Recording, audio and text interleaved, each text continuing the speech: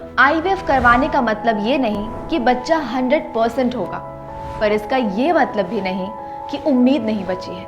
IVF successful होना कई सारे फैक्टर्स पर डिपेंड करता है और सही समझ से ही बच्चा होने के चांसेस काफी हद तक बढ़ जाते हैं। आईवीएफ एक पावरफुल टेक्निक है, लेकिन सक्सेस रेट हर किसी के लिए एक जैसा नहीं होता।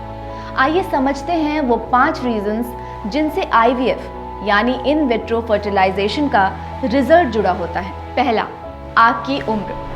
30 की उम्र से पहले सक्सेस के चांसेस काफ़ी अच्छे होते हैं, जो कि 35 के बाद थोड़े कम हो सकते हैं। लेकिन इसका मतलब ये नहीं कि माँ बनना इम्पॉसिबल है। कई महिलाएं 40 के बाद भी कंसीव करती हैं, लेकिन सही अप्रोच से। दूसरा फैक्टर डायग्नोसिस है।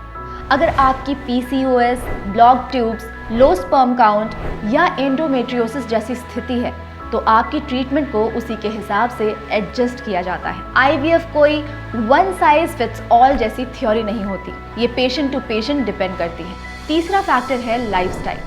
आपकी अनहेल्दी चॉइसेस फर्टिलिटी पर असर डाल सकती हैं, जैसे कि स्मोकिंग, अल्कोहल या इम्बैलेंस डाइट। चौथा, प्रीवियस प्रेगनेंसीज या मिसकैरेजेस। पहले की रिप्रोडक्टिव हिस्ट्री भी आईवीएफ के सक्सेस को इफेक्ट कर सकती है, लेकिन इसका मतलब ये बिल्कुल नहीं है कि हर बार रिजल्ट नेगेटिव ही होगा।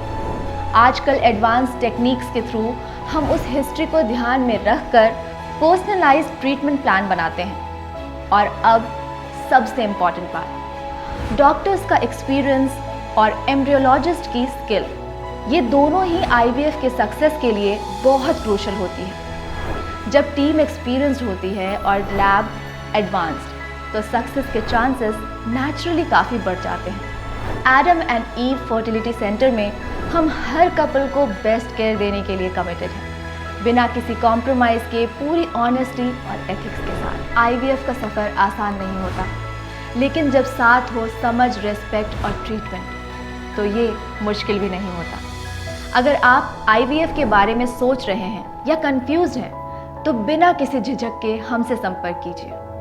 Adam and ewe fertility centre Noida में हमने 15 सालों से 10,000 से भी ज़्यादा परिवारों की उम्मीद पूरी की है। अब आपकी बारी है।